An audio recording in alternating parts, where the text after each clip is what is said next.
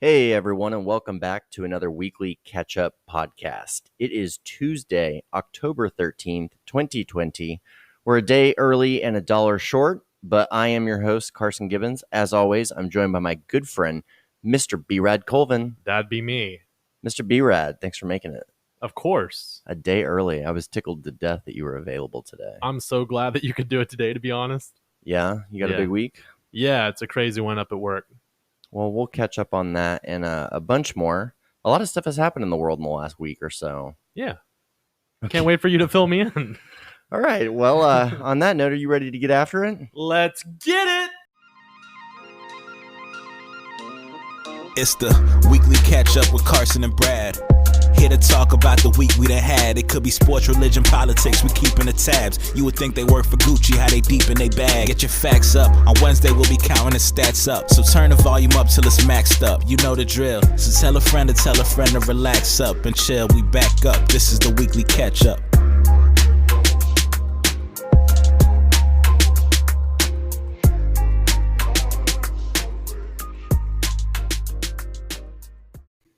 So busy week, huh? Busy. What's going on at work? Well, tomorrow we begin our basketball tryouts, and this year I am the assistant coach for the varsity team, and so I'll actually need to be up at the school to do that. So I was actually going to call you after I got off work today, but you hit me up first. Oh, you were actually going to propose this? Yes, sir. Oh, I feel like I've tried this on you several different occasions and just grew to think that you had some sort of standing conflict, because I think I texted you today and was like, are you off chance available today on a Tuesday? It just feels like, from my perspective, by the time it's Wednesday, like it's heated up, like that race between Tuesday and Friday in my world is pretty significant. Right. It's kind of this like backwards scheduled week where like you're supposed to ramp down and really chill on the weekends, and sometimes I feel like we're just hitting our stride by Friday, you know what I mean? And like that energy is still kind of like dying out throughout the weekend, typically at least one day, and then it's like right back to it, but then you're sluggish. So trying to optimize energy for the moments that really count. I definitely feel that. Yeah, typically on Tuesday, Thursdays, like if sports are going on, then I'm helping out with that. We're still in the middle of our soccer season, but this week we don't have any games. We're going to the playoffs next week. So it just so happened that I'm free. But yeah, any time that I'm actually available on Tuesdays, I'm down. It's just like once sports start, it's pretty difficult for me. But like during the summer and everything, easy. Yeah. I just had meetings. I had meetings starting at 5 p.m. tomorrow. So I was like, let's do our weekly catch up on a Tuesday. Yeah. You know what they say? Club going up. On a Tuesday? On a Tuesday. As are we. So what's been going on? Teaching, I guess I'm getting back into the rhythm of you being at the schoolhouse and on this weekly cadence, and like as extracurriculars and, all of that kind of kick in. Going back to school is still kind of new. Right. It's like you only been back for like a month, right? Since mid-August. Okay, never mind. So time marches on. Yeah. Yeah, we're almost at Thanksgiving break, buddy. I swear, man. I try to use this thing as like a tentpole of the week to remind me of time. And I think that it's something to do with being in a startup. We were on a team meeting the other day and discussing something on like a Thursday as though it were ancient history, and like, oh my goodness, we must have dropped the ball. Like, when was that? And we were thinking like weeks, right? Or a month. It was Tuesday of that week. And like three of us in unison kind of had this like bonding moment where we were like, wow, we are in a time warp right now. Yeah. I mean, especially like with, a lot of people are working from home now, and I still have some kids that are doing like the distance education, and I feel like that's kind of thrown us off our calendar.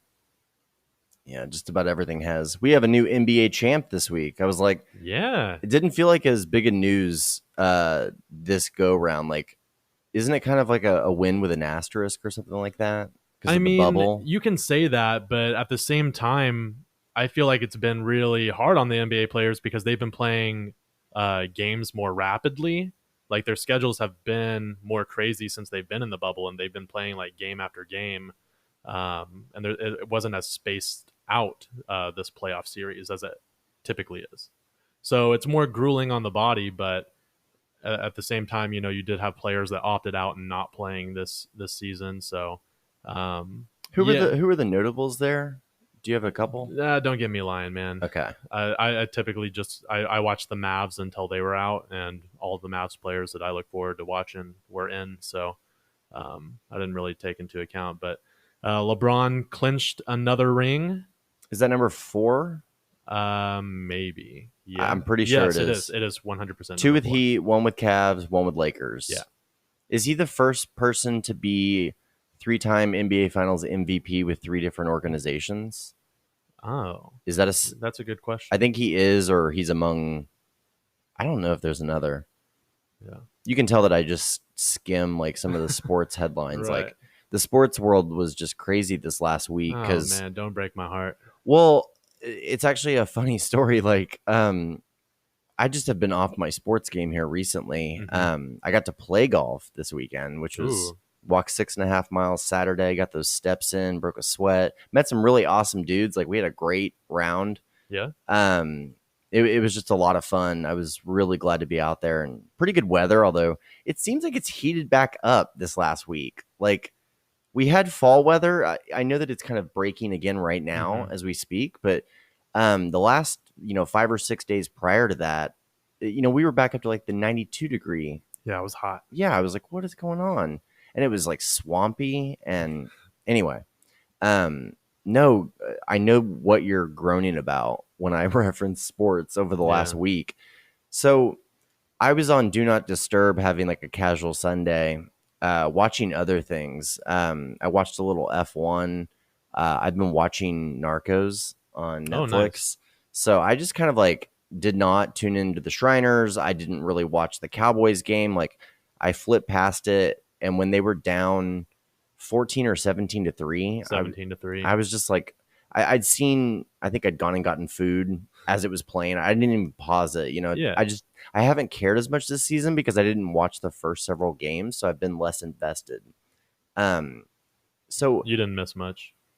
I guess the next morning I checked my phone and I have texts from both my mom and my dad saying like, did you watch the Cowboys game? Did you finish the Cowboys game? Because sometimes they'll text me like, are you live with whatever? Because they know I like to watch it on delay and don't want to do spoiler alerts. And I'm thinking like, boy, what happened with the Cowboys game? Yeah. So then I just Google it. And you're like, oh, they won. No, I didn't.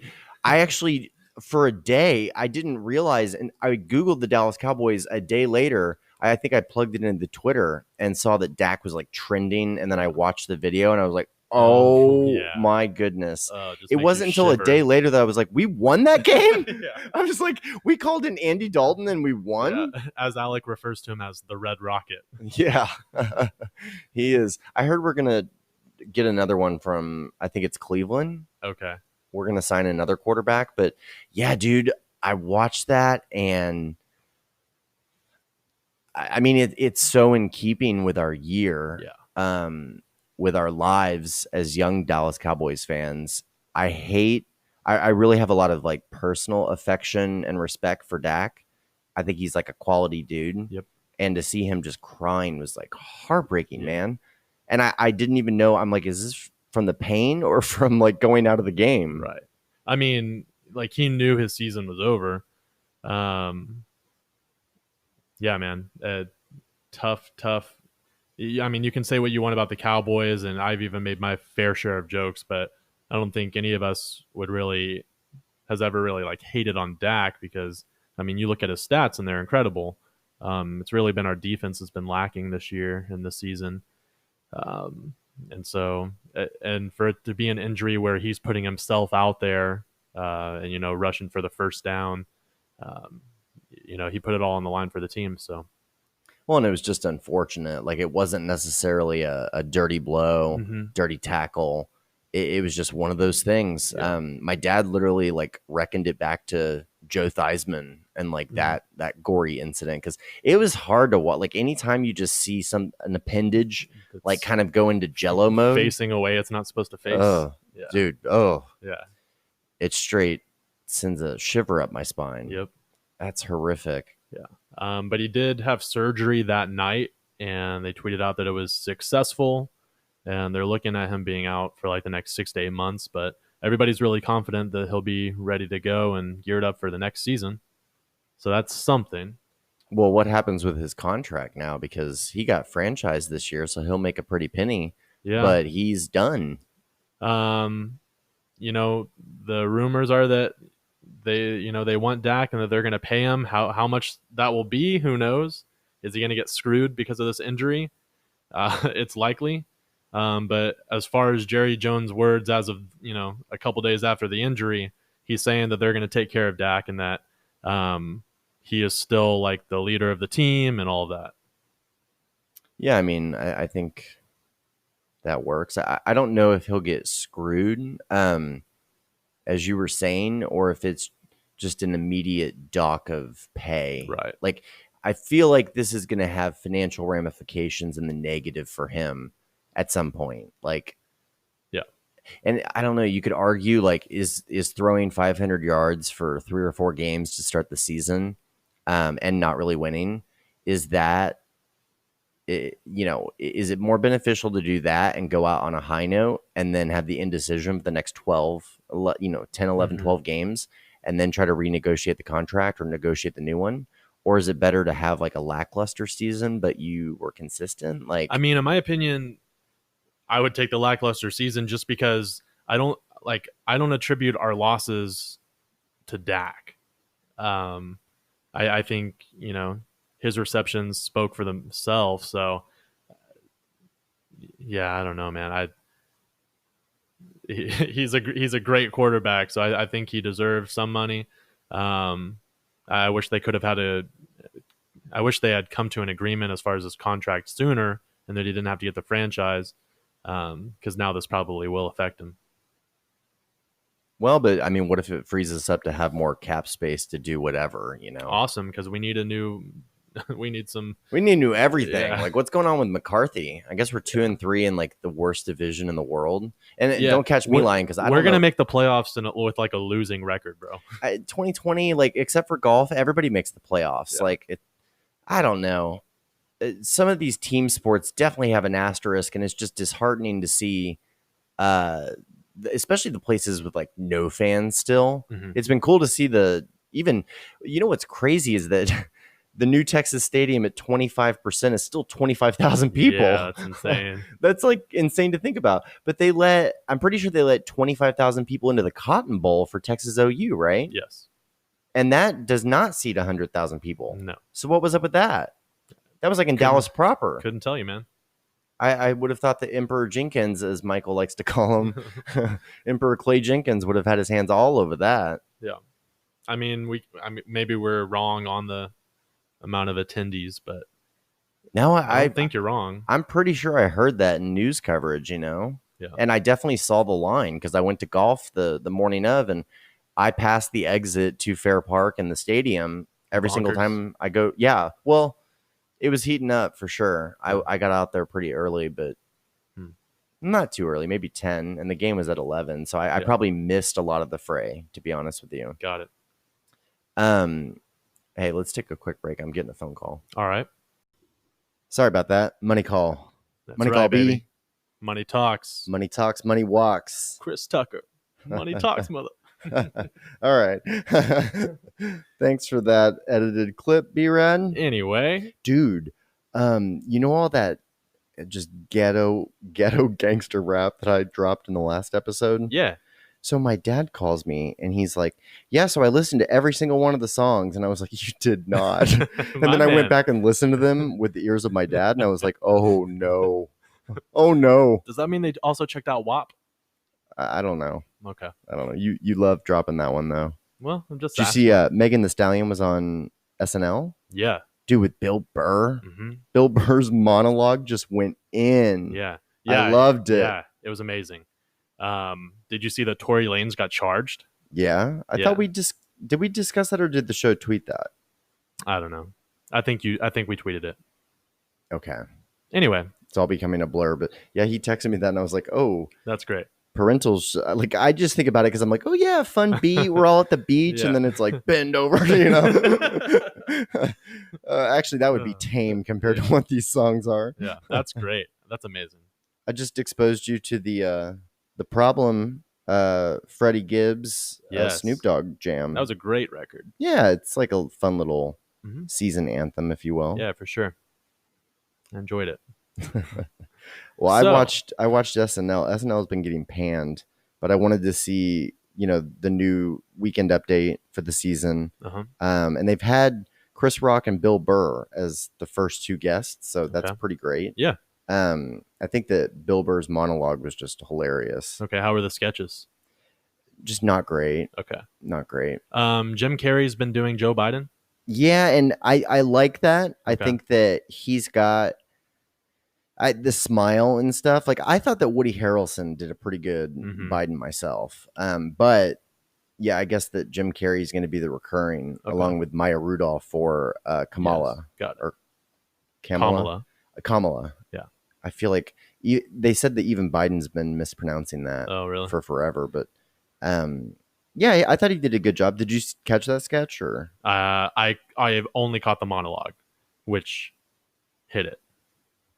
No, I don't even remember which sketch we were talking about. No, Bill Burr's monologue. Oh, it was just it went in like an aggressive way that would be stereotypical of a stage show of his, but usually NBC Universal. Plus, reading it in the lens of, like, have you finished Jost's book? Not yet. I'm like 3/4 done. So there's a section where he actually just lists all of the craziest edits or revisions or please fix, please see, please use another word, please try to find another way to say this XYZ. And the examples are just so egregious, but they're from like NBC Legal essentially, and the ethics for the FCC. Right. And so the revisions that they have are crazy. And so when something slips through now, you're like, whoa, like I love that they went with this premise. And in some ways it's the last sacred area where you got to love that they just ridicule and make fun and poke fun of both sides. I agree. I mean, that's what comedy is, right? When we did last week's show, was the VP debate just going on? It had. I think it was going on. It was about to air, while we were recording. Right. So the fly stole that show. Yes. Yo, did you start to itch on top of your head when you saw how long he didn't notice that for? Right. Yeah. Because I wear hairspray like that. Yeah. And I was like, dude, I would feel that. His hair looked like a fly trap. Just gets stuck. But as far as the debate goes, I definitely thought it was much more. I don't know. It was much better as a viewer watching those two debate rather than the two presidential candidates. Oh, for sure. Yeah. Somebody tweeted that we were just seeing a preview of 2024. I don't know. I definitely think that Biden gives it to Kamala in 2024 if they win. Yeah. Which he's still up dramatically in the polls. We don't have to get all into that right this second, but there's early voting going on in Dallas, and I found out my boss walks to work through Harwood and into Victory Park. And so he came in this morning and said, yeah, any Dallas County resident can go vote at the AAC globally, which is super convenient because I've been turned away from polling places before because they're like, oh, you vote at the school on McKinney, not, the church on Maple or whatever. And so that's been kind of annoying at times to remember, like, okay, where do I vote? And like, I've been just getting text messages galore from all these candidates, and it's so annoying. And so anybody with an ID can walk into the AAC right now, 7 to 7 apparently, and early vote. And he said that there was like 100 stalls set up in there. I think he went at like 7 or 8 a.m. and just breezed through. I tried to go at lunch today. It was kind of wild. Like, I work close enough to the AAC that it's like a couple hundred yards walk, essentially. So I walked to the north side of the building, and I see my old friend Jordan Roberts, now Jordan Jardine, good old friend from like my early 20s, like the heyday. I hadn't seen her in forever. She's since gotten married. She works at like a private, venture capital firm, or whatever you would call it. And I would call it that. So it was cool to catch up with her for a quick second. And, around that area, I've seen athletes and people like that kind of, just walking down the street. Yeah. So you're always kind of like eyes peeled. Didn't see anybody. The line was way longer than it was at 7 a.m. apparently. So I had to okay, I'll come back tomorrow. Yeah. I walk back to the office and I sit down in the pod. I start to look at Instagram for a quick sec. And Mark Cuban was like right where I was standing. Oh, man. I missed him by probably 60 seconds. Wow. And he's literally like, yeah, early voting, come on out at the AAC. And I've seen him in other places around Dallas. Like people have run into him at Eatsy's a lot. I ran into him at Katy Trail Ice House. Okay. Katy Trail Ice House has been fruitful for me because like we met Babe Laufenberg and Jason Garrett there one Good Friday. That's awesome. Yeah, I've never been there. Oh, you haven't? Mm-mm. It's expanded dramatically. It's hard to get in there. Okay. You really have to. People camp that place out all day and reservations, but it's definitely been popping because they have such a great outdoors, dude. It's like a slice of Austin and Dallas a little bit. You should. We'll go. I'm down. Okay, we'll do a show party there. Sounds good. What were we talking about originally? Like SNL voting. Okay. Yeah. So yeah, I'll get in there and try to cast my ballot here in the next couple days since it's so accessible. That's great. I'm planning on Thursday. Yeah. Yes, sir. Right on. Yeah. Yeah. Get out and exercise your vote. Mm-hmm. It's amazing. There's a great docuseries on Netflix that I watched a couple episodes of on voting, just the history of it. Like it's a really well put together docuseries and looks at voting from a bunch of different angles. And, it is rigged, like the way that we've gerrymandered and the way that we've divvied up representation and how certain areas like DC, Puerto Rico have zero representation in like the House or the Senate. And I don't know, it's like some of the balance of powers is definitely necessary and great and has kept us who we are. And others are like, this isn't. It's like we need it to where New York and LA don't determine the election. Right. But, we're fools if we think that prioritizing North Dakota, like their viewpoints on social issues to the extent of, the rest of the country or something. That seems a little ridiculous. Yeah, I would agree with that. Finding that balance, man. Like for me, obviously I come across as more leftist, but I like the healthy balance, baby. Yeah, I don't know. I think most of us do. And it's time to recognize a third party in the system. Yeah. And one of the things in the docuseries is about ranked candidate voting. Man, I keep seeing things from Buttigieg, and I feel like he's been making some great commentary and everything. Like I wish he hadn't have dropped out. I wish that there were more than just two options, and I wish that we didn't have to just stick with the Republican Democratic parties. Yeah, a lot of people think that the powers that be and big money really just kind of keep this system together and working for their own benefit. And that's partially true. That we're stuck with this kind of like neoliberal Democratic Party that, you say that you wish Buttigieg had stayed in. I do too. And I wish Amy Klobuchar had stayed in. And I wish Warren had dropped out. Like the whole thing was an orchestrated coup. Yeah. You right before Super Tuesday, you had Buttigieg and Klobuchar aligned behind Biden. He won South Carolina. He got so many endorsements. And then you had Elizabeth Warren stay in, which split Bernie's vote. Yep. So you have to almost wonder if she was in on it from the get and what she's going to get if he wins. Right. Because that's the most telling thing is when they dole out all the positions. Because ambassador to Fiji is on a lot of people's bucket lists. Go on. I'm just making the comment. Like they award people like specific donors get, the best assignments. Like Newt Gingrich is his wife is the ambassador to like the Vatican or something like that. Like it's like a dream position, It's like, do you want to hang out in Italy all day and, come on Fox News via satellite? Yeah. Is it like a pretty cush job or no?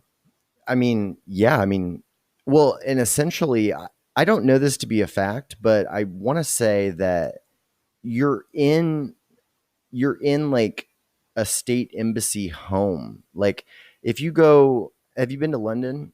No. So they have Embassy Row there and it's super cool. Like all the country's flags are lined, but it's like living in a mini White House. Like I'm not saying it's palatial. I think some are, but I mean, you're the president of that embassy and that relationship. So yes, it's kind of it's a cush job if you're in a country like Fiji, where it's like, they're not big enough to threaten anybody. They're not threatening anybody. Yeah, they're chilling. There's not even enough economic trade. They're just known for their water. Yeah. They make the best packaging for their water too. Yeah. I'm currently drinking a Fiji water. Oh, yeah, there it is. Something about it, man. Mm-hmm. I'm saying. But the point being, I'd be their ambassador. Even if there's not, there's such an economic imbalance that you can't get mad at something. Like you're more likely to get mad at a partner that's vying for something competitively or at your equal. Right. If that makes sense. Yeah, sure. Okay. So what were we talking about with Biden and who was the person? I don't know. We got off on a tangent as far as like voting. I said Warren. that I'm voting on Thursday, and then I talked about how I still wish there were more options. But and we talked about just third parties. Well, and there is another option. I don't understand what's going on with Ye, where like didn't he get in trouble with the election commission for claiming to be running when he's not, but then he's revamped that in the last week. Yeah, he's posted vote for Ye and somebody wrote his name on the ballot. And did you see the video? No. Oh, you've been in love all weekend, haven't you? Yeah, man. I was on vacay, some R&R. When you haven't seen TLC. Kanye's Twitter, you've been lovey-dovey in a B&B somewhere. That's right. What'd she surprise you with? So we went to Broken Bow, Oklahoma. Staple, yeah. Yeah, gorgeous right place. on. Yeah, it was awesome. She planned the whole I didn't even know where we were going until about an hour out. And yeah, so she got us a cabin there, had me do groceries. I got back, she had it all decorated and everything for our 1-year anniversary. And she planned a spa day with couples massages. And in Broken Bow? Yeah. Oh, interesting. Or in the town right next to it, Hochatown. That's where my cousin's development is. Okay. And yeah, man, they're big on Bigfoot over there. Really?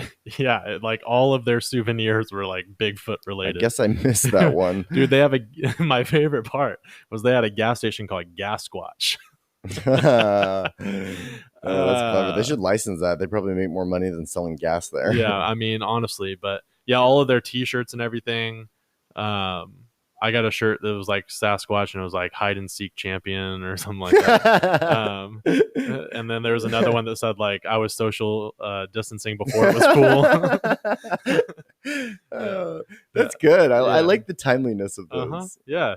So it was a lot of fun. We did a day hike where, man, we were hiking for a couple hours, but the trails were just not marked very well. There weren't any trail maps. And so we got to a point where we're just like, we don't know when this trail is ending. Like, we don't know if there's another site to see. Early on on the trail, there was a nice overview of the lake over there and everything. But as we kept hiking, we're like, we don't know how much longer this goes. So we ended up circling back and hiked for about 4.5 hours, 5 hours, and showered up, and then turned on the Cowboys game right after halftime and saw. That's one way to ruin a romantic weekend. And tuned into Dak, messing up his life, his little foot there, his little foot. Okay, yeah, messing up his whole left side. Yeah, that dang right side. Yeah. Anyway, awesome trip. Courtney did an awesome job. Felt super loved. It was nice. You know, her and I were both crashing with our parents for now. And we're both saving up money for a house and everything. And so it's not often that we get to break away for extended periods of time and just enjoy each other's company. So that was really nice. Yeah. That's good. what's up. Yeah. I took yesterday off. We got back yesterday evening. And so I've been playing a little bit of catch up this week. Another reason that I'm glad that we could do this tonight, since I have the stuff going on tomorrow. You're like, tell me everything I need to know for the week because I've been out of touch. Right. Yeah. Hit me up. Because the Kanye thing, so he put out a. Sorry if I'm diverting back to that too quickly or abruptly. I'm good. You know, I don't like focusing on myself, so let's. Well, we're going to come back to it. Wow. But going back to the Kanye thing, he released a very credible campaign video. Like, it was downright inspirational. Was it? Yeah, it was like the spoken word about his agenda. Was it his spoken word? Yes, like it was a campaign ad. Okay. I know it's got to sound funny if you haven't seen it, but if you've just watched it, you're waiting for it to like turn weird or into some sort of weird artsy piece, or he breaks into a rap for his new album or something. Yeah. It doesn't. Like, it ends and you're like, wow. Does he state like what he wants to do? Yes. Yeah? Yes. Do we need to pause this and have me listen to it? I'm sick of pausing this thing. Okay. Well, maybe. I don't know. It's your call, but I can listen after. Yeah, let's just wait. Okay. But I'll take your word for it. It's funny that you haven't seen that, and I'm trying to describe it because I was. Did he have skeptical. Like a gospel choir going? No, but there was so there was a lot of like footage of everyday Americans doing very everyday things, interstitial with him on. I don't remember if it's like an off-color flag or I just feel like I'm ballooning out of this shirt right now. Don't look at me. Looking like Pooh Bear out here. Oh! Just looking for that honey, man. And I don't have pants on. Oh. That's Pooh. What was I saying, dude? Inspirational Kanye video. Anyway, look it up. Whatever. Yeah, you don't care. Do. I mean, but I mean, he had tweets like removed because he misled or. But it doesn't matter because he half-assed his whole campaign. Like, it doesn't matter at this point what video he puts out. Like, he is not going to win the election. 100%. You're confirming why I'm bringing this up. I'm confused because he flirted with it. We had the conversation many podcasts ago. It flickered out. Mm-hmm. And then now, like right before the election, I'm telling you that he's coming out with heat the last couple of days, like real production quality videos for the campaign. The URL is back activated. Like, It's very strange. And he keeps retweeting people that are writing him in. And I feel like the powers that be on Twitter and or the Elections Commission are going to have another sit down with him. Really? Well, he's just like off base. Like, he tweeted this week. He was like, "Hey, Joe Rogan, I'm ready to do the show. I can't get a hold of you, man. I did see that. I'm in Calabasas right now." And I was like, "Dude, Joe doesn't live in Calabasas yeah, that anymore. boy's in Texas. Like, how did you miss this? Like, were you under a rock for 2 months?" I mean, he might have been. He was busy campaigning. He's gonna walk in and be like, "Yeah," in Wyoming. He's gonna walk into Rogan's studio and be like, "Oh wow, like, is this available on Spotify or something?" Yeah. Like, yeah, I don't know, just dude. out of the loop. Crazy. Yeah. So, best of luck to Kanye, man. Yeah, he's gonna need it. Yeah. This is the craziest album rollout yet. Yeah. I love his augmented reality pieces. It's wild. 2020 is the craziest augmented reality ever. Yeah, I mean, it's been a it's real the craziest trip. year in our lifetime. It's got to be, right? Yeah, hands down. All the crazy deaths, the wildfires, the pandemic, the presidential election. Like, the list keep. Remember we talked about murder hornets for a day. Like, crazy stuff going on in the world, man. I DVR a bunch of news shows, and sometimes I like to go back, like just put it on, backwards and go as many episodes back as I can and just pull up like the news from June 26 and then March 15 and then January 15. And you just have to remind yourself that most of these trials and tribulations will pass. Yeah. This too shall pass. And even from a negative perspective, like today's media scandal or whatever you said or did, Trump or whoever else, insert in the blank here. Here today, gone tomorrow, baby. Yeah, 100%. That being said, what was I going to say? Are you going to say something racist? Just to... No. Okay. Shoot. Oh, yeah. Like I turned back to the news of, February even, and they're making the case for impeachment. And you're like, whoa, like, again, impeachment was this year. Yeah. Like all of this was this year. Yeah. It's just insane. Yeah, it's a lot to take in. Like that's why you gotta get away to Broken Bow every once in a while, That's really true. Yeah. And I mean, like you unplug in other ways. Like golf. Yeah, exactly. Golf was my do not disturb. I don't look at a phone screen. I did not have AirPods in, made some friends. You didn't even know what happened to Dak, No, and I needed that. Like I explicitly needed some PTO this weekend, and just have to be super judicious with time and what you consume, really. Yeah, honestly. Gotta be able to unplug and not take in all the worries of the world, because most of them are probably not going to affect us too much anyway. Yet we continue to dwell on them. So a lot of it's out of our hands. Just got to keep it moving. Yeah, a lot of it is take a bubble bath, Definitely overhyped, and Baz for the win. Yeah, as they say. Yeah. Well, I don't know when I want to get into this, but I had a bombshell over the weekend that just kind of further illustrates, like we've talked about, not to go all deep on you here. No, hit me. We've talked about what you're about to say. Inflection points in the show. Okay. In life, and closings of chapters and opening of new ones. And, recently it's just crescendoed, like, of my core inner crew. Obviously you being one, you used to live right across the street from me, basically. That I did. The only people remaining in like the greater uptown Oak Lawn, Turtle Creek area have been Michael and Shelley. And they have officially signed for their place in Frisco. Oh, snap. So they're gone. Grizz and Checkers moved off to East Dallas. We're getting John married. We saw his invitations this week. Yeah, he texted me today. Or we saw like the documentation of like the pamphlet or whatever with the groomsmen and all of that stuff. So that was becoming very real. Sierra and Paul got engaged out in California. Congrats. That's awesome.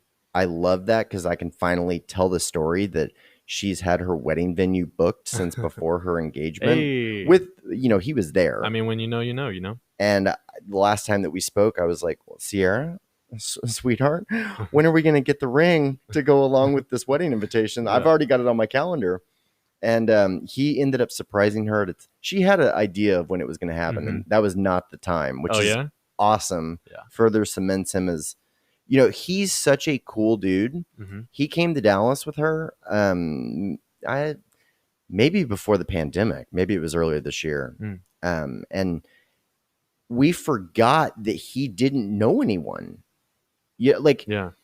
He blended in so seamlessly. Love that it almost felt like that situation where, that when you're a friend of a friend is meeting everyone for the first time, and it's like, let's see what this guy's about, and then the other people that are more grandfathered in because they know 3 of your 8 people in the crew, you know what I mean? Like they're going to get more latitude.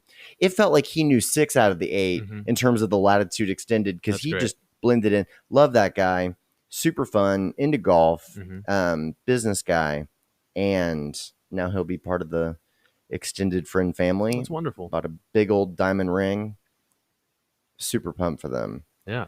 But going back to my original point, that was another like reminder. It was a nail in the coffin of your 20s and your carefree.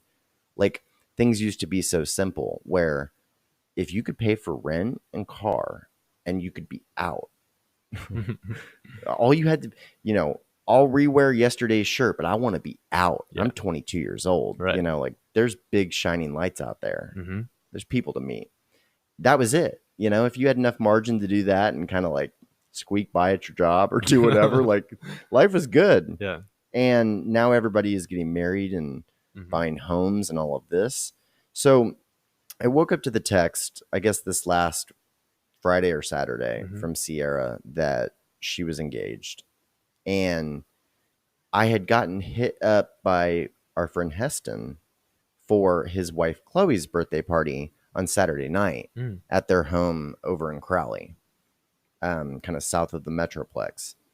And so I was like, oh, absolutely, I'll be there, because I had recently missed his birthday gathering because it was on a Thursday. But I wanted to see them. I hadn't been out to the homestead in forever. So I was like, I'll absolutely be there. So I'm just like bopping around that afternoon, like getting excited, like, oh, it's going to be a birthday party, like, woo, tambourines, do a conga line.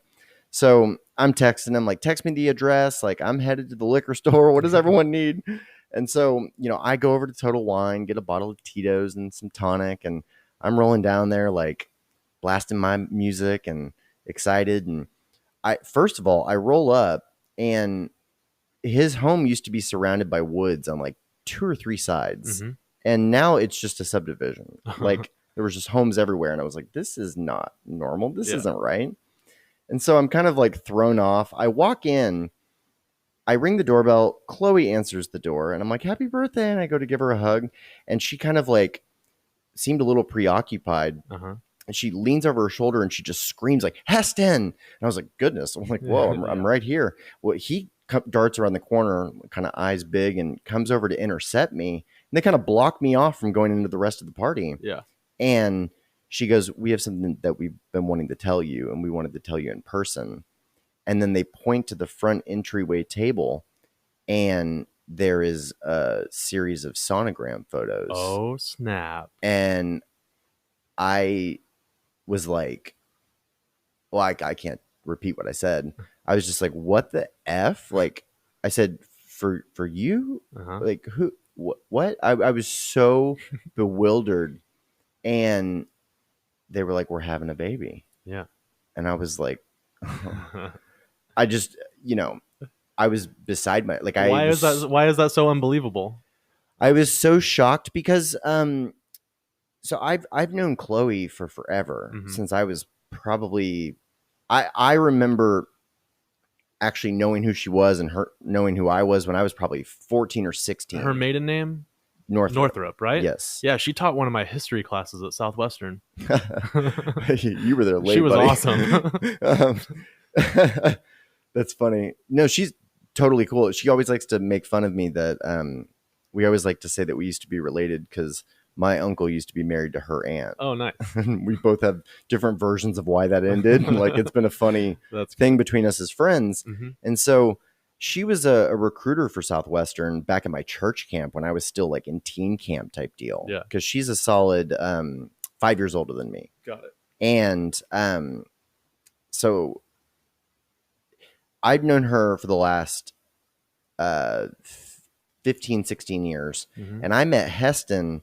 Heston was my first like SWAU friend because he was on the Dino Dig the summer prior to me starting at Southwestern. So I got to know him then. We became friends. And then it was shortly after that he asked Chloe out on a date. And like, I remember her freaking out. Like, Heston invited me out on a date. And like, it was always really funny watching the two of them kind of get up and rolling. Yeah. But they've been together for 12, 13 years now. Okay. And they've been married for 8 of them. And, you know, when a couple has been together for a significant period of time and they're still moving and shaking and like they have a lot of goals and they're very flexible, like Heston flying across country, like I've been in California with him. I've been in Colorado with him. Yeah. It's a weird relationship where, you know, when you have 12 years of bonding, doing like very flexible adulty things, like meet me over here, meet me over there, like let's invest in that, like let's start that, you start to rule out the thought of children because it's not being discussed. Like, I'm just describing my own mindset. And this is probably totally inappropriate. And I'm like, what do we think about this? But I'm explaining my state of shock. Right. So, and they did not struck me as they definitely weren't like the basic couple that's like, we got to have kids yesterday. You know, Right. they just, I don't know how to say this without being rude. They're more intelligent than that. Like they had more to give back prior to just pooping out kids. Sure. Like a lot of people, you know, I feel you. Much love to all those people. So anyway, I'm just in shock. And they go, I look beyond them. I'm hugging them. I'm congratulating them. I'm still in utter shock. I look beyond them. I'm seeing like grandparents. I'm seeing parents. I'm seeing a lot of young children. And I'm standing there with like a bottle of Tito's. And I'm like, oh, like, I'm sorry. Am I in the wrong party mood? And they were like, no, come in. Like, let's get drinks. Like, so I'm rolling around. There's a big like arch of balloons that I'm noticing a theme of bees. And about 5 minutes into the party, I realize it's not her birthday party. It's a gender reveal party. Oh. And all of these people knew about this prior to coming over. And they knew about it as her birthday party / gender reveal, but mainly gender reveal. Yeah. I show up thinking it's going to be her Birthday friends, party. all of like our age group, whatever. And it turns out to be a gender reveal. So 25 minutes into me being there, they're cutting into a cake that's letting them know that they're having their little baby girl Aspen. Oh. And I'm still over here in shock. Like, I was supposed to go camping with Heston and do this stuff. And now he's going to be a dad. And like, what the? Yeah. I just was in shock. Like, almost like selfishly. Like, I was like, I'm y'all's kid. Like, Yeah.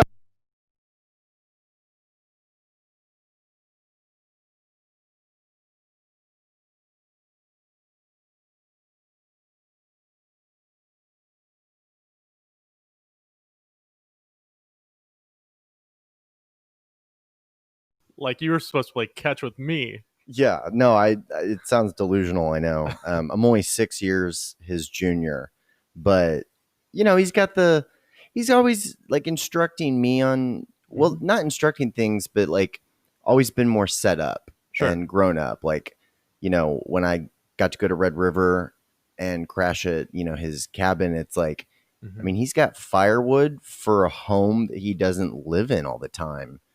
Dude, I wouldn't have firewood at my main residence at the moment. Like, I don't have dish soap. Like, True. I don't know. It's weird to.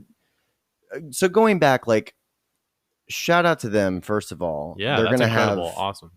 Like, I told him this, and I realized immediately that it sounded creepy because he is gonna have a baby girl, but I was just so thrown off, and I was like, I can't believe that the two of you are procreating. I was like, I can't wait to meet the adult version of your kid. Like, I want to see how this person is, like how they turn out. Yeah. And then it just sounded like, I can't wait to see how hot your daughter is in 20 years. And that's not what I meant at all. But I was just so tripped out. I was like, the fact that in some ways I've not known and developed with people to this degree, like this many years, and then just kind of, I don't know if it was written off in my mind or what the deal was, but anyway, congrats to them. I'm so tickled. I just was in shock. It was a funny series of events that, you know, I'm literally clapping for the fact that it's a girl. Yeah. And 25 minutes earlier, I'm thinking like, you know, oh, we're going to go do this, or like all the possibilities of like, the cool thing about their relationship has always been that they can be very independent. So you can go do things with both of them, one of them, you know, they can go on their own trips and do their own pursuits at the same time. And so from that perspective, it's always been cool because Heston's been a great friend at bridging, you know, single male friendships, like male relationships, and carving out time to go golf or camp or do whatever, while also being a married man. You know how some married men are just like married, like how you are, basically, you know.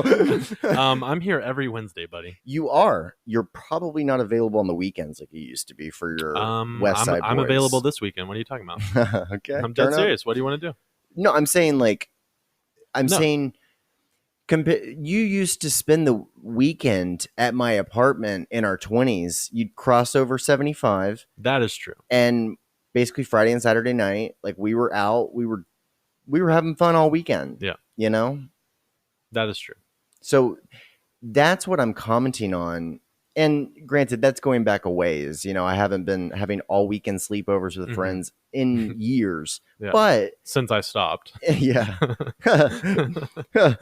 In your 20s, like, even when you're 27, 28, 29, you still have time to like recover that. And you're like also thinking about growing up and stuff. But when you're 30, like everything is setting in. And I've just had this like, not to make it all about me. I want to round this out here in a second, but, and get your perspective. But for me, all of my old stomping crew friends are getting hitched. They're getting married. They're having children. They're buying homes. All of this is occurring, and I'm tickled to death about that. But that coupled with, the death of my grandparents and seeing what that does to your parents and settling into adult relationships with your siblings, or in my case, sibling, my sister, and your cousins, and having those years where you recognize like, oh, I'm at the age where like I'd be stepping up to host the holidays, or, it's not a guarantee that everyone is going to the old traditional Meemaw and Peepaw's house for Christmas like they have for 50 years. That stuff is dynamic. Those people die. There's rifts in families. Just all of this stuff coupled with the hardest job I've ever done. It just has me further growing up real quick. Right. And I'm tickled to death, but I'm also not remorseful, but to watch the chapter of like your youth close a little bit, just because all the people that you really value and that have been around you and can tell that story, and the people that could go out and be crazy with you in your 20s, but then are also, maturing and developing into the people that are going to scale to be your friends in your 30s and 40s. To watch that chapter close, there's a little twinge in me, Yeah. So how do you see that affecting you in your life? Like, does this mean you're like, you're going to start settling down, or do you still chase like your own pursuit? Like, careful with your words there. Well, no, is it just making you shift your goals a little bit, or your eyes on the prize? Like, has it changed anything for you? Like seeing, John and Shelly getting married at the end of this month, and John and Sarah, and then Michael and Shelly. And then, Heston having a baby girl. I think it's just more like the domino effect of like these things continually occurring, and you kind of like, you look down the list and you're like, oh wow, I really don't have like a single male friend that is like in my top 10 contacts. You know what I mean? Yeah. And there's nothing wrong with that either. It's just an introspection. Yeah. It's just the season of life. And, there's a lot of parts of adulthood that do suck, like the buck stopping with you. And, I don't know, maybe you're at a different point with this, 'cause you have some of the luxuries of home, in terms of like fellowship. And I don't know how they cater to you. When I lived at home in my like adult career, those 2 times, it was heavenly, 'cause like my mom like took care of me, not from like a laundry perspective or anything like that, but from a food perspective, like they took care of me. Yeah. If I need it, my dad definitely would. And the same token, like I'm, on the days that Courtney's off, I'm hanging out with her and I'm getting dinner with her, or I'm here and I'll get a late night snack on my way home.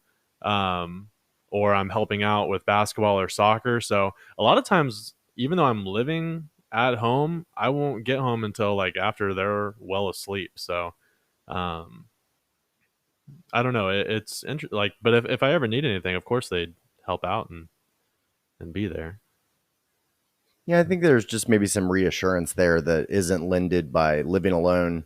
I couldn't picture not living alone either. And to answer your question, like, I don't really want to get into the whole like relationship aspect of all of this stuff, but what you might dub as like relationship oriented activities, or couple oriented activities, like going to a freaking pumpkin patch or like a spa for the weekend in the mountains, or Yeah, bro. like all of that stuff is like very attractive. Like I'm trying to do those activities. I'm trying to play golf and then have a nice dinner.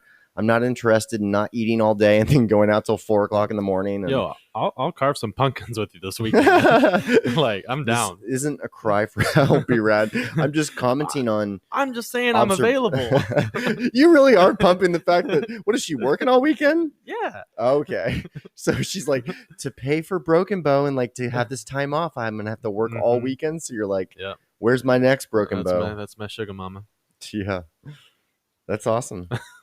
No. Thanks for reminding me of your romantic getaway to the mountains as I'm talking about. You're welcome, man. Watching everyone around me. Just trying to make it all appealing to you. Hey, it can be. I mean, you have your luxuries too, though. Like, no, absolutely. There's many aspects of my situation that rock and totally dwarf your situation. Sure. Like, it's just better. It's just more better. I mean, doubtful, but there's certain aspects. There's also many drawbacks. You, on the other hand, you have a lot of things that I would maybe aspire to want, but you also have some things that I don't want with that either. That's like, but I think we both have different personalities in that. Like, I don't know. Here's one learning from my 20s to my 30s surrounding what we're talking about, but I can continue beating around the bush and not have to get too personal about love life in that situation, which I don't divulge on this podcast. Someday, folks, I'll get them. Someday, folks. I love the way you say folks. Like the L is really in there, folks. Yeah. Love that.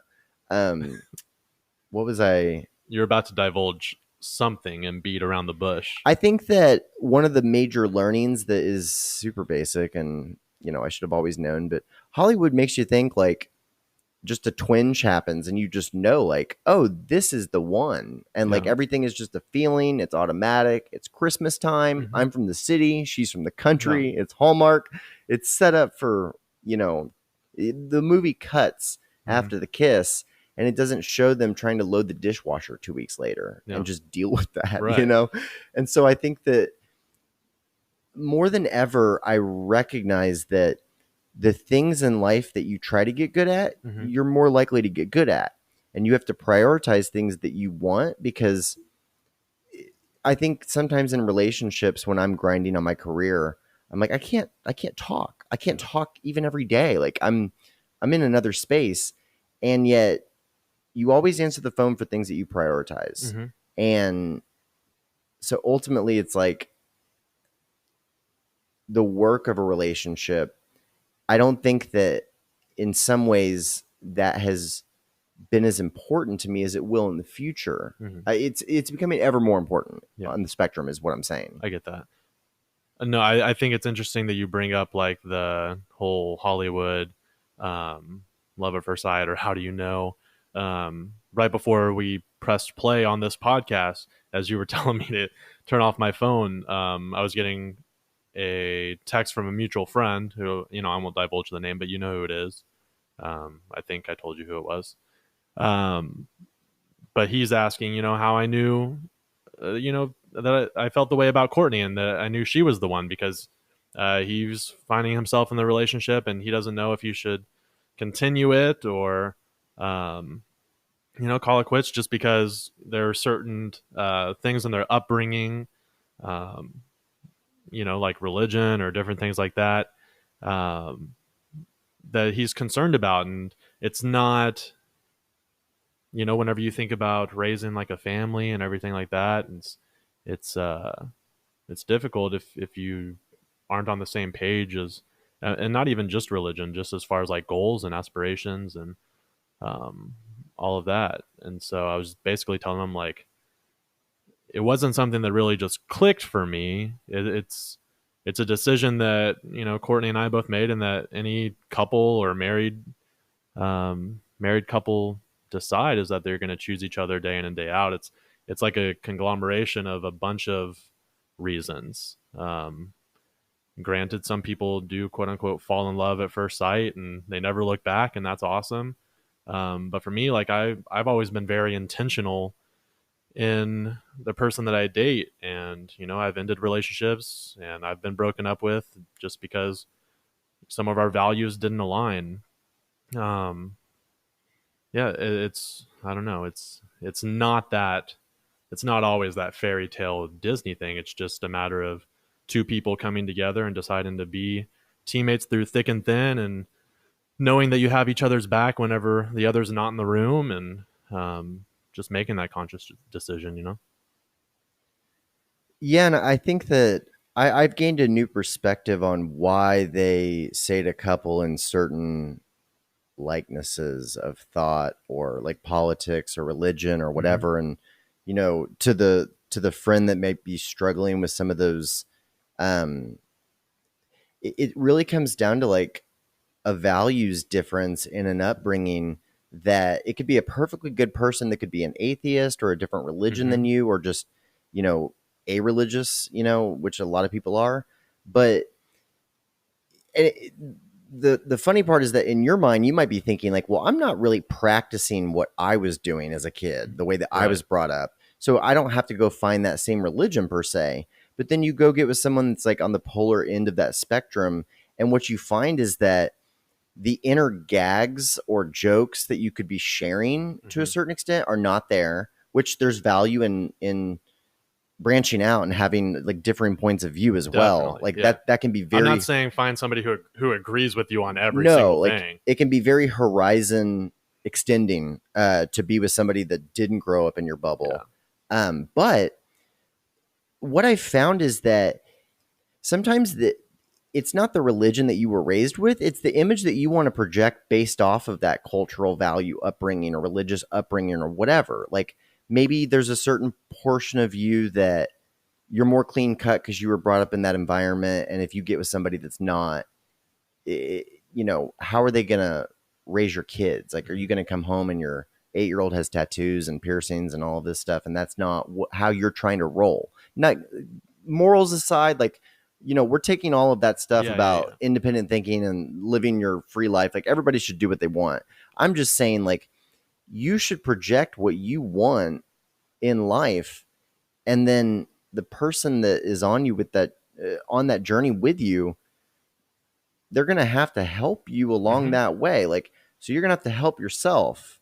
Right. So pick people that are aiming for your same target in a little, you know what I mean? Like, so yeah, I don't believe there's that got to be some commonality. Like again, Courtney and I, like, we have different perspectives on things and we push each other to view things differently. However, I feel like we're like, as far as, job goals and what we want in a family and everything like that, like a lot of those values align. So again, like you don't have to agree on every single thing, but you want to, there's got to be some core commonalities there.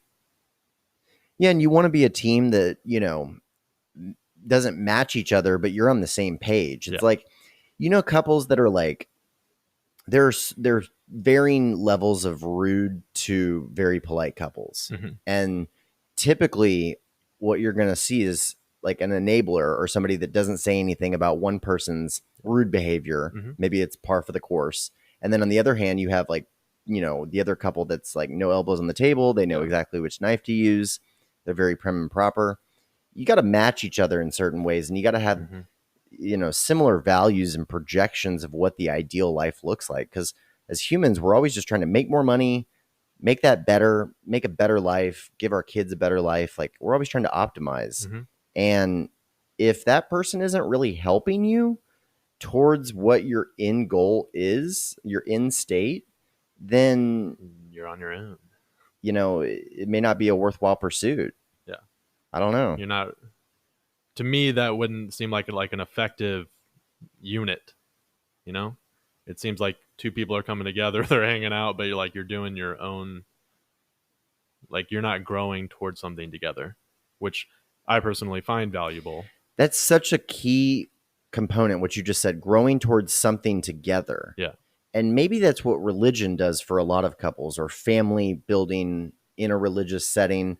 Is like there's a separate external third party goal. Maybe it's Jesus, or maybe it's wealth or status or retirement, like a certain level of flexibility and independence. Like, I mean, it can be like family, traveling. you have to have something third party driving you rather than just like how you made me feel good today. Right. Because that's going to be fleeting. Uh-huh. And there could be, over the course of a life, if you're going to devote with somebody, there could be months on end that suck or something's off or wrong. And you need to bear through that based on that rationale. Yeah. I remember reading a couple had like renewed their vows. I think it was like some celebrity couple, but it was posted and they were like talking about, yeah, we loved each other.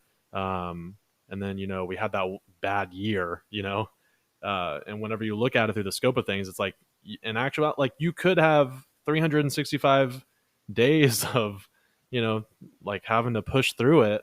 And maybe that's not worth it to everyone, but whenever you truly love someone, like you have to recognize not every day is a walk in the park,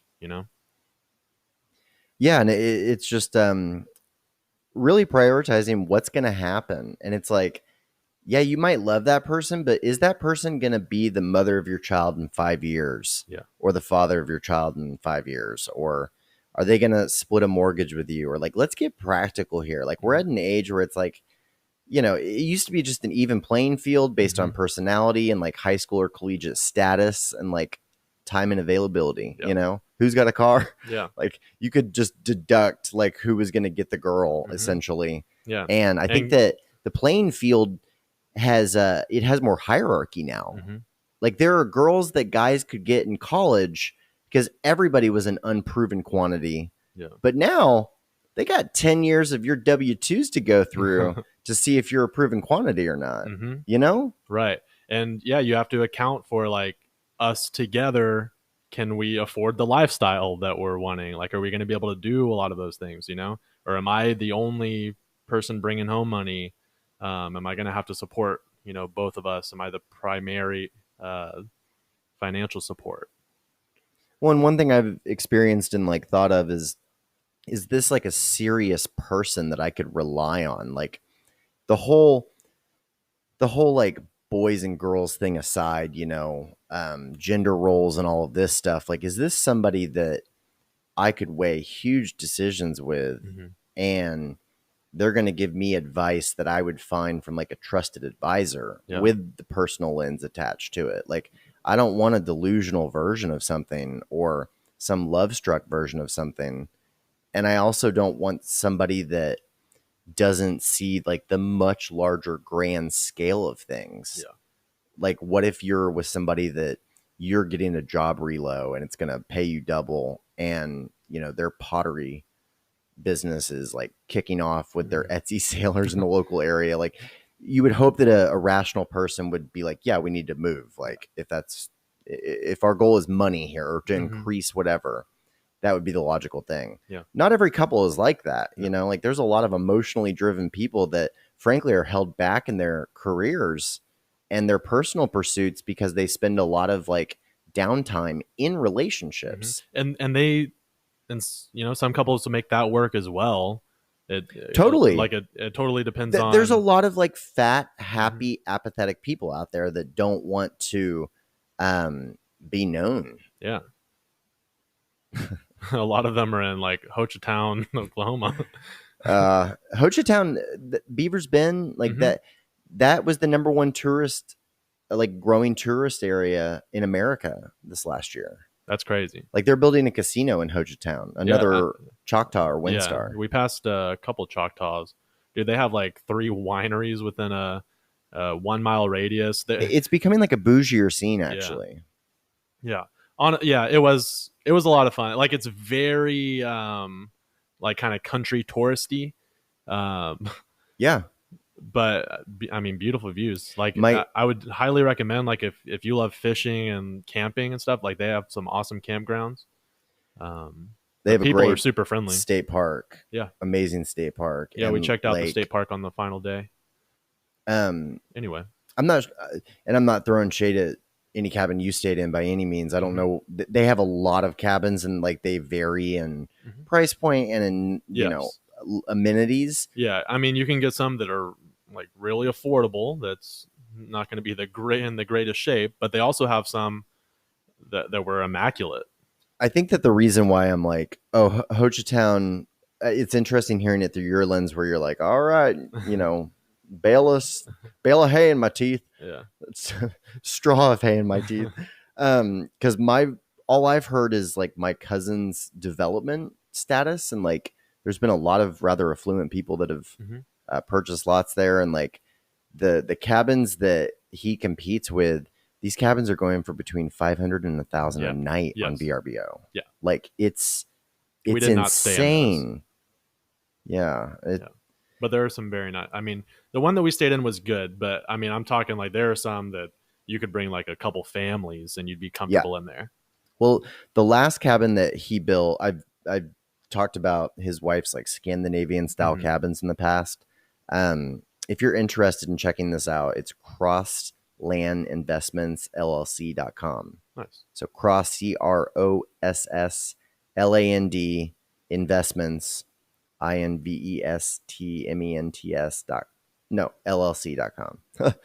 We need to get a forwarding address. Put that in the show notes. It's got all the availabilities, and it's like an opportunity zone. So it's like a tax haven that you can invest in, and so some people are going to be renting out cabins, but they've sold this just beautiful plot of land, and they're sold out. And they definitely, like, his latest cabin has a jacuzzi built into rocks on the deck, overlooking the creek. That's like awesome. So it's stuff like that it's like, whoa. Yeah. I had a nice bath with a jacuzzi in our cabin. All right. Sounds like you were set up pretty nice. Yeah, it was pretty dope. That's awesome. I'm glad that's what the doctor ordered. But yeah, it was amazing. Anyway, back to, our advice on love. We can wrap all that up with a bow and just say Carson is sad that he's having to grow up, But it could be the best thing that's ever happened to you. Everything is the best thing that's ever happened to me. Love it. Every single blow and punch, every licking. I swear, it's only forced you to grow, man. I told somebody the other day, like, I've never had an acrimonious, like, just resignation where they're like, we wish Carson well, blow out the candle, best of luck at your new firm, Carson. Like, my first job out of school, I got sued by a pedophile who's now in jail. Good. Like, I started things off just cray-cray. Yeah. And sometimes you wonder, like, am I addicted to the volatile nature of certain things? And what would you say to that? Hell yeah. I know. I'd say yeah. I know you I'd say I hate it. Boy, you grew up on Nip Tuck and Entourage. Like, well, I wanted to be Christian Grey in a bad way because Kimber is one bad chick. Yeah. She's the most gorgeous woman ever. Right. We've talked about. You remember when I was like, female listeners, you got nothing. You doubling down? No, I'm not going to go there. Okay. It's been I feel like I can hold my head high after the show. Yeah. I feel like the last one I was like, my dad called me. He's like, you're kind of a butt. Well, we heard from your dad. Oh, what? He had a doozy this week. Okay. Hit me with this. And then I got something. He's had a couple solid yo mamas back to back to back. So today, 2:28 p.m., letting lunch settle in. Oh, nice. Doing Tuesday work. Your mama is so stupid that she came over to my house and shouted in my mailbox to leave me a voicemail. That's dumb, man. That's a dad joke I right hate there. That I even chuckled at that. So, I have some news for you. Okay. We have another donor. All right, man. You keep bringing that money back to me. Yo, we're getting 2 new microphones. All right. Courtesy of my mom, Kiki. Oh, shoot. Yeah. Your parents are just coming through in the paint. Yeah, so she'll be sending us the money to order 2 brand new headphones or microphones. And now we'll be able to maybe get some more guests on here every once in a while. Be able to live a little bit more comfortably. Thank you, Kiki. Yeah, so that's super awesome of her. Wow. Yeah, my dad and Shelly tune in. My mom and Brian have been tuning in, so they're liking what they hear. They want to get you. My mom wants to get you over to Austin and go play golf with me and Brian. Oh yeah, well, And, she's trying to get me to expose you to the game. Right. She sees the light. She's up on golf and sports and like, yeah. Yep. You need to. I'm just a big advocate. So I'm actually not a fan of golf. It's that I'm not very good at it. And so I just need somebody to go with me who's going to be patient and not pissed off that, they're having to spend all this time while I'm screwing up. Yeah, I had the same conversation with Michael recently. I invited him to go to the range or a round or whatever, and he was like, just, I haven't shot in forever. Like, I'm going to do terrible. I don't want to hold you back. And it's like, well, if we enter things with that mindset on an already busy day and it's going to be a social round, like, we'll figure it out. We'll do a best ball or you can't screw it up that bad. It's already going to be slower pace of play. Not a big issue. Like, there are certain rounds, yes, I'd be livid, but those are rounds that I play alone or with certain people, there's varying levels of seriousness. And that's the cool thing about golf is that some rounds can be purely mess around. You could be making TikToks with the golf cart and like. Now we're talking. I mean, if we're producing content for this podcast, I'm in. Dude, like golf can be the most raucous thing in the world. Like guys are throwing clubs. Maybe that's what we're doing. Birdies are being made. I remember as a junior golfer, Jake hanging off the side of the golf cart. And there was like, I was driving it. We were on the cart path. We were crossing over a bridge about to go onto the fairway on this par 5. And there was a big lip where the grass met the concrete where I was going to vault us up onto the fairway. And he sees it and he goes, "Oh no, dude." And I see it and I gun it because I was like, let's see what happens. Oh, we were a mess back then. Yeah. But anyway, he launches airborne and I look out and he is hurtling through the air as my cart is still going. No. He is now like he's stretched out in like a nosedive. And he hits the fairway on his belly and continues to slide for like another 5 yards next to the cart as it's moving.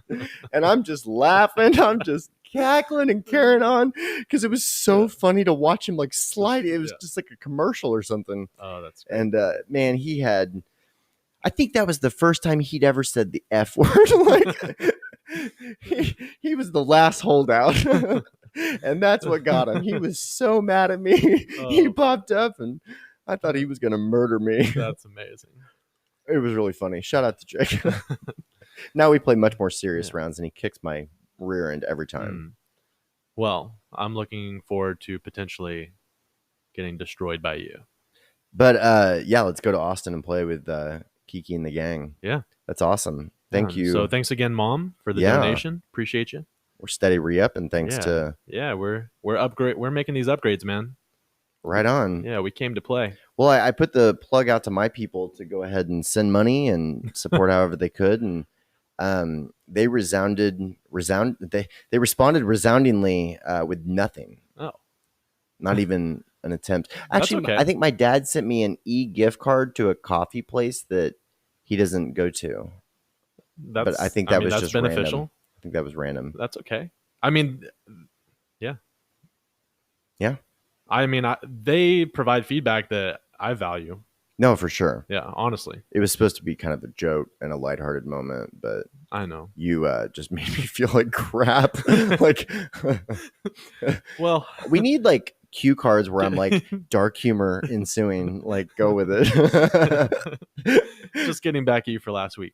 Okay. It's my turn to be a butt. Deserve it. No, I'm just kidding. I think steering clear of politics mainly has left me with less areas to make myself a butt in. Oh, well, maybe that's the deal. That's the secret. That's the secret sauce. Not a whole lot of time to follow it either. Like we have a justice getting confirmed right now. Yes. I guess they're going to vote on that like imminently. I guess so. I thought that was slated for like late October, but I think it's happening sooner. Yeah. Yeah. Do you know what they're talking about when they talk about packing the court? Hit me. Like historically, I think for the most part, there's always been 9 justices that, an odd number to break a tie.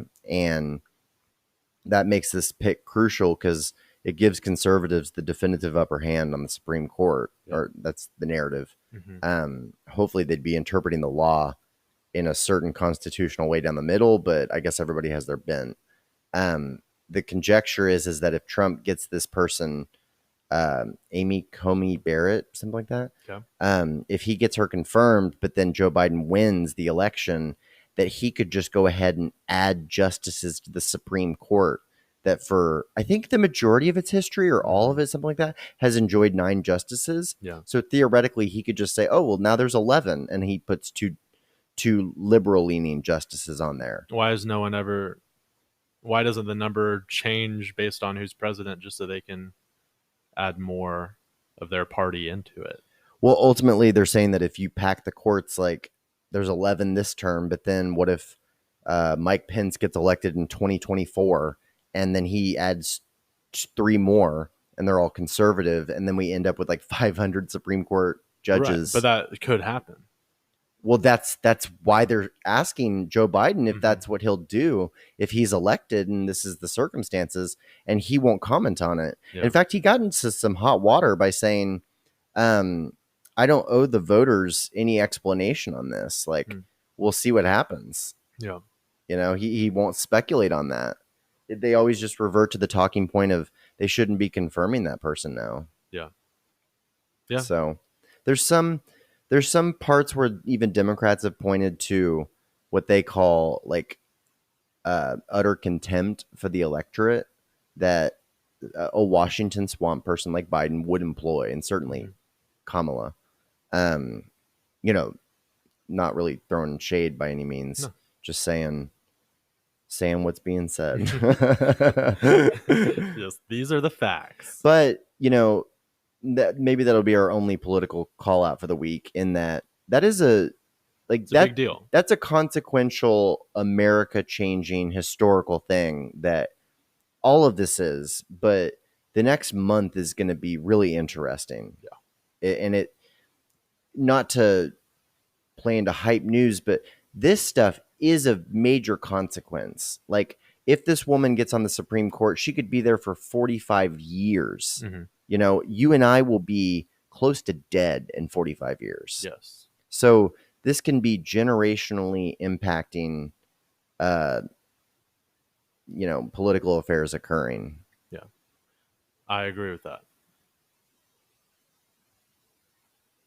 I don't have much more to add, but I get what you're saying. I get your point. Well, what else you got on your docket? Anything else to cover for the week? You want, I can hit you with one. Let me hit you with one good question. The tots like it when you do this. I was like, really? Because I hate it. It puts me on the spot.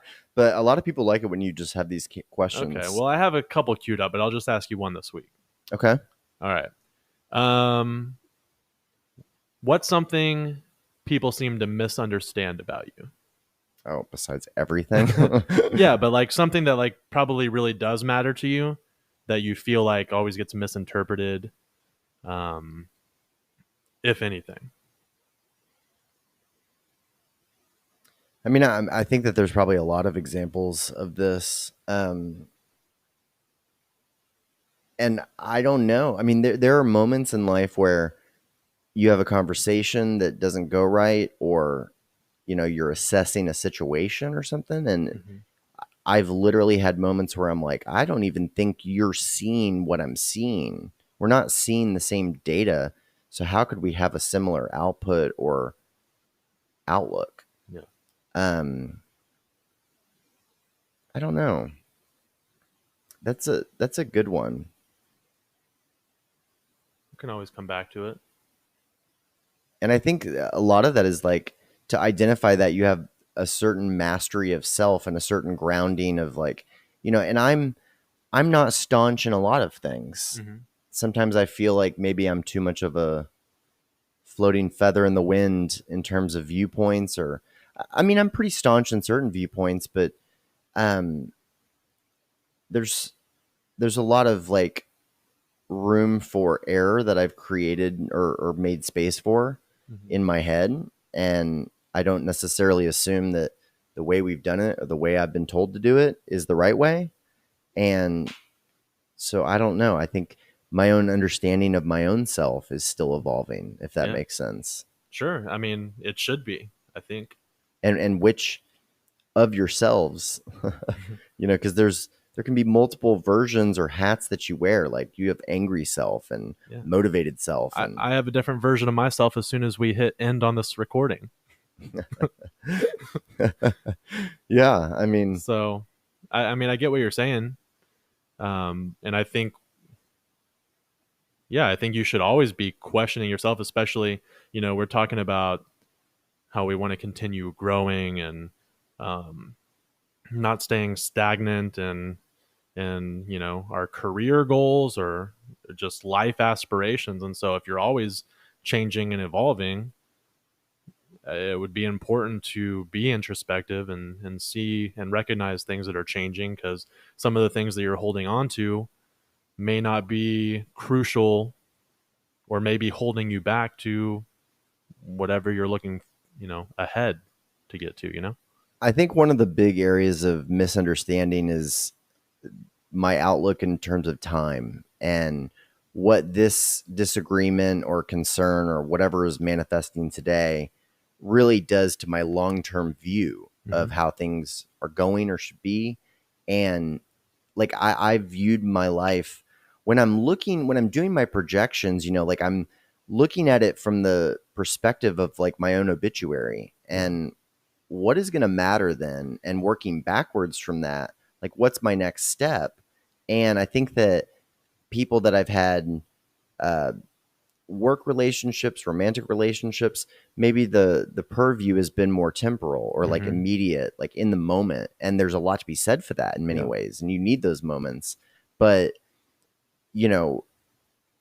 sometimes if there's a big decision to be made and it's like, you're not looking at it from the obit though,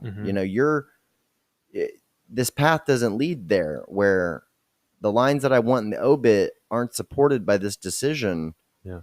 And how can you not see that? Like I've often viewed my own life as a narrative or a story that's unfolding, and it'll be easy for me in certain ways to see the next chapter for both of us, even if our relationship is ending. Yeah. If we're looking at your obituary, would you want it to contain more accolades and like professional accomplishments, or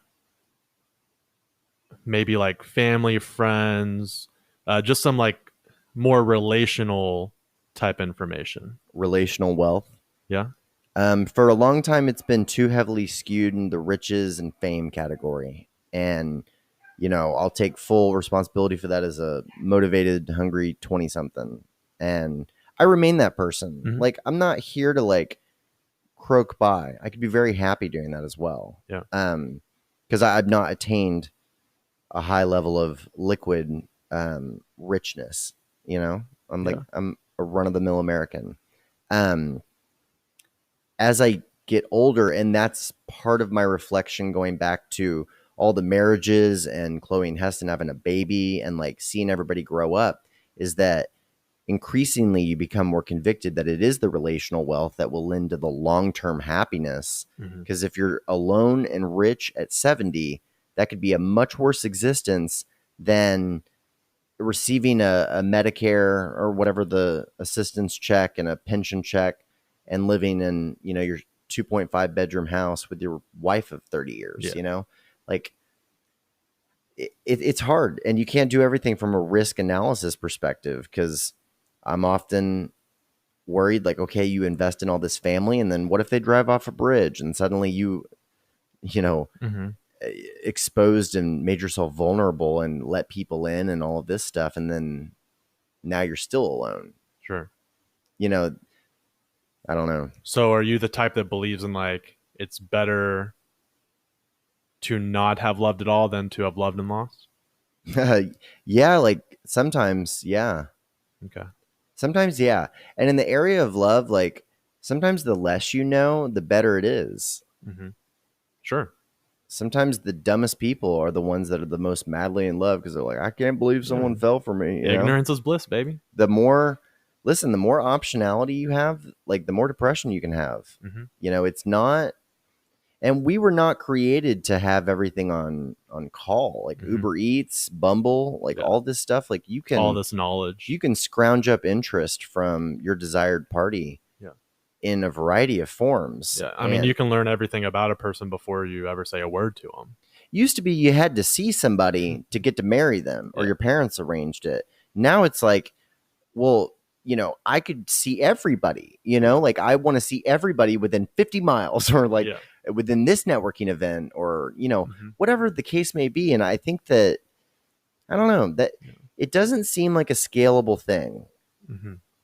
It doesn't seem like it's going to be a scalable thing, even if you're like cavorting with beautiful women, you know, for the rest of your life. I think that gets old for everybody for the most part. And you want to return to the bread and butter basics of that relational wealth, family. Yeah. I mean, there's comfort in coming home to somebody who like knows you, chooses you. I don't know. Like you said, the shiny new toys, like that gets old after a while. But it's nice, like having that person to come home to, I guess. But back to what you were saying, as far as, I don't know, like self-awareness and everything, and like being self-aware and being introspective comes at a price. You know, like I said, ignorance is bliss, but I feel like you can continue growing and evolving whenever you are more self-aware. But again, that causes you to question a lot more. And so, yeah, I don't know. Self-awareness can be great and a deterrent from some of these, you know, simple, blissful relationships, maybe. So can self-improvement, you know. What do these couples do that one is improving rapidly, week over week, measuring results in these key areas, and the other person is not demonstrating discipline in those areas? Yeah. Well, there's a couple of things that could come to play there. Like one person gets super hot and the other person doesn't, and it's like a mismatch. And, you know, it's like, well, you're not providing the temple for me that I am for you. Yeah. If we want to take it to biblical terms. But the other portion is like, well, you've now developed a discipline and you understand, like you have a respect level for that. And if your respect for the other person wanes, for instance, like that's not, like things change, and it can be just scary to make that final commitment. And I think that in a time of my life where I've definitely identified that I am not fully cooked, like I'm not going to stop here. I do not want to continue to make this amount of money and work this amount of hours for the rest of my life. Like I want a payday. Like I want to climb, and you know, that's a big driving force in my life. Right. And so I don't, sometimes like the self-assurance and like, oh baby, you did a good job. And like some of that, I don't need to be hearing that right now in some ways. And it's a little masochist. Like sometimes you do need that, but you know, when you're really trying to be nuts and bolts about it and get better, like Michael Jordan isn't calling and getting solace from people that are like, yeah, but you scored 45, Michael. If you didn't win the game, he was livid, you know? And if you're trying to be good at something, not even GOAT, you know, just competitive and scaling and be the 11% of the country that is a millionaire or a billionaire, who just has a different set of options. You gotta have somebody that, you know, wakes you up instead of pats you on the back. Is that what you're saying? Like, it's go time. Well, I mean, like, here's your coffee. Let's go. Yeah. Ideally the person that you're describing would be a great partner that, you know, that would share the projections and goals that you're gunning towards. Yeah. Other times, like I was told by Michael, and I were talking F1 the other day, and he was talking about Lewis Hamilton, who won his 91st Grand Prix this last weekend in Germany, which ties Michael Schumacher for the most, F1 race wins of all time at 91. And he's like 6-time world champion or something crazy, like awesome, huge social media following, just a big global star. Mm-hmm.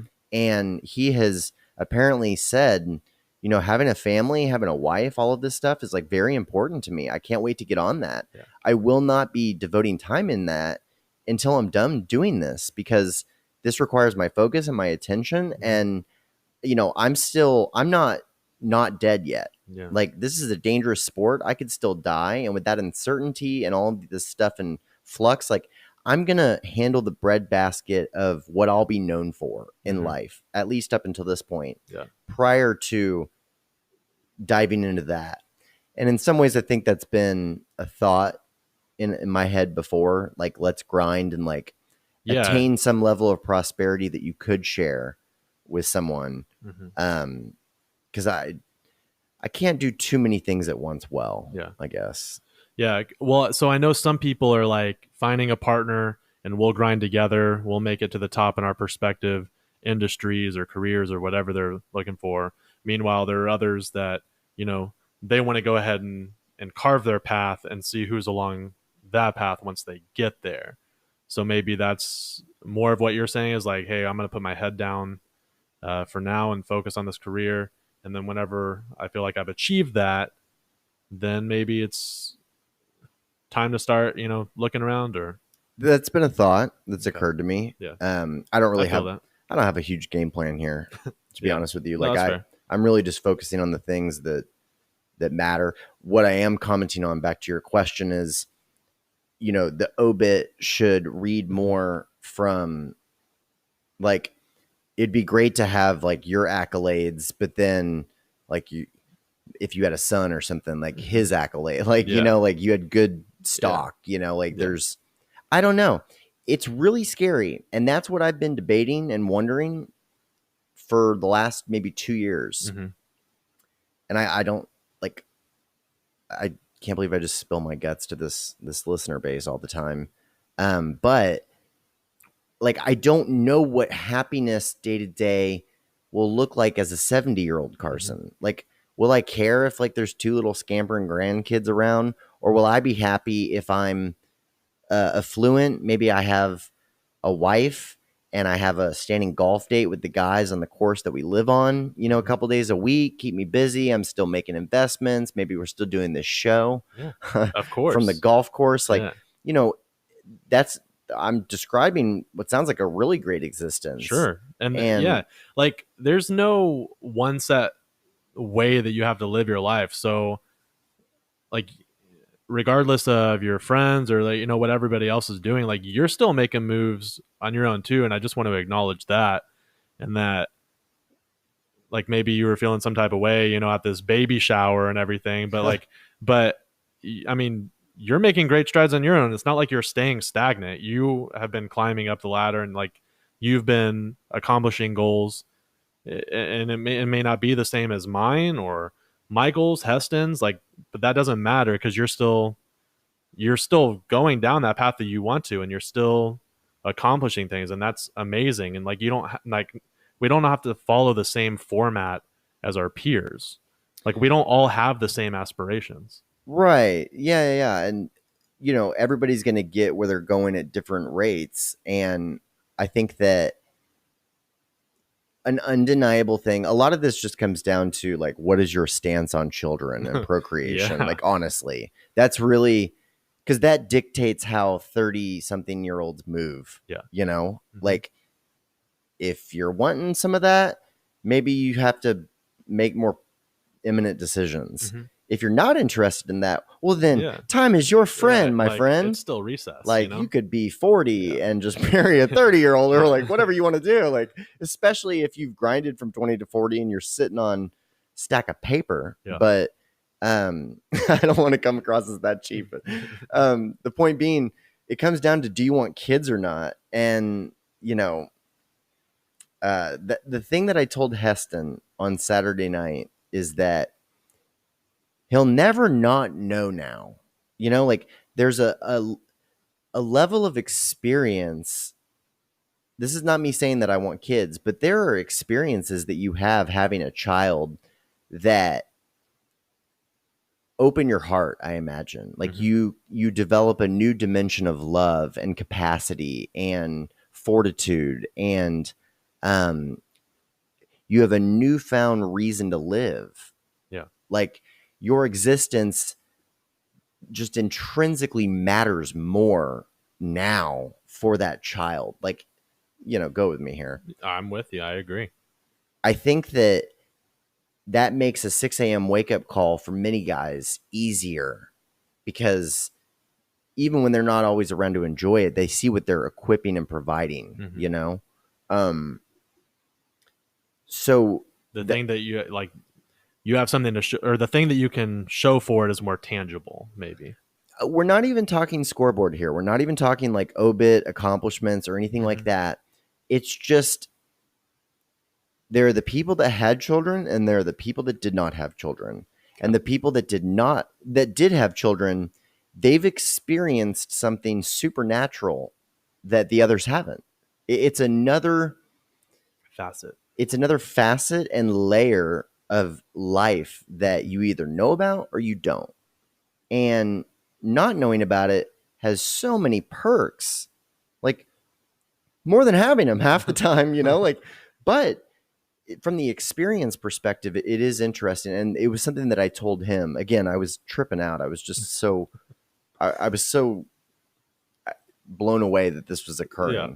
So I was just like, you're going to have that experience. Like, you're going to tell me, but like, that's crazy, like it was a really return to basics moment in my head. Yeah. I love it, man. So shout out to them for shocking the utter crap out of me this week. I love it. Shout out. Heston, it really, it really reframed, like it brought some perspective and just introspection. Yeah. And it was just like, whoa, and part of it also is that I do respect both of them. Like they're both very learned. Like she has a PhD, you know?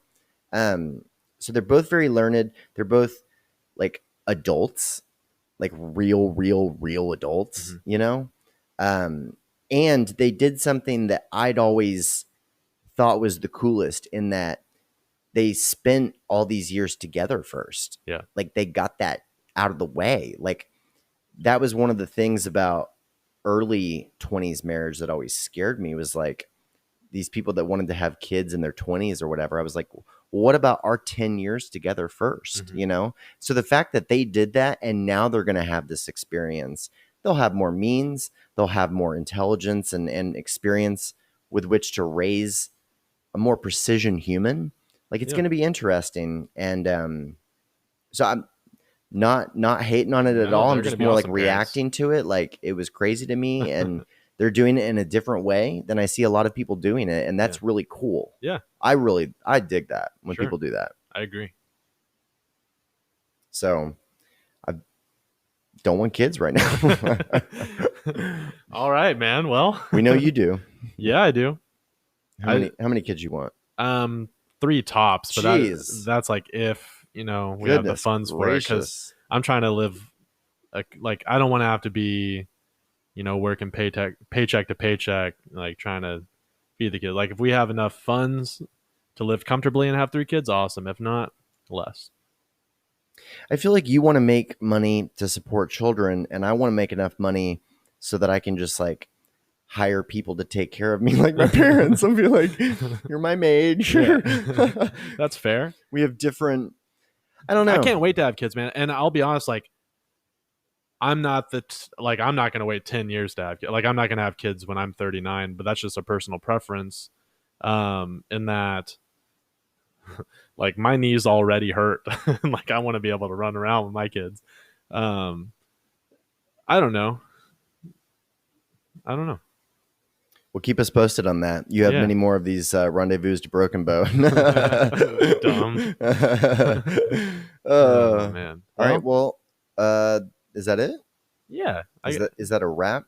I think so. I think we can put a stamp on this one and what was this episode? Be proud of it. 52. 52. So, fun fact, if you listen to 1 episode a week from the beginning, it'll take you a year to finish this podcast. Yeah. So for all you first time listeners listening to this one, you're in luck. Yeah. Let's plug the new socials. Go to weeklycatchuppodcast.com and sign up for the email newsletter. We're up to 11 subscribers. So steady growing. Yeah. I mean, we do have some plans for those emails. So, yeah, we're going to sell them. You're going to miss out. Yeah. Oh, that's good. Yeah. There's a bunch of advertisers out there looking for this exact demographic of Badmintists, Adventists, and just assorted people throughout our lives. Right. We've been getting good listens though, bro. Yeah. So again, shout out Heston and Chloe. Congrats. We're so Congratulations. Again, I want to go ahead and plug Karen Davis again. Yeah. Thank you, Karen. Thank you for the new artwork. You did an awesome job, and appreciate that. It was nice to be able to plug somebody that actually used the media kit that we're trying to generate and got engaged with their social too. Yes. That's like a mutually beneficial exchange where she obviously has her thing going on, really cool social presence. Yeah. And then was awesome to kind of collab with on social media. And she was tagging, I saw on her Instagram and Twitter. Yeah. So it was cool that she provided a lot of value to us, but seemingly maybe we provided an ounce of, value to her. Yeah. I encourage any of you listeners, KarenDavis.com, check out our website. It's very cool. She, in one of her pages, my playlist that I used to do for Spotify, she did the artwork for that. And it's in one of her pages at the top. And she's just incredibly talented. So again, check her out. And who else do you have to plug or shout out? No one. Just appreciate all y'all. We love y'all. Thanks for want to thank you again, Mom. Thank you, Kiki, for the donation. Yeah, we really appreciate that. Yeah, that's awesome. We're gonna get some good gear with it. So yeah, every dollar that we get in these donations just goes right back into the show. Yep. Keeping the lights on, as they say. That's right. So thanks for listening to our musings for another week. And thank you to Mr. B-Rad. And we will catch you up next week. Bye-bye.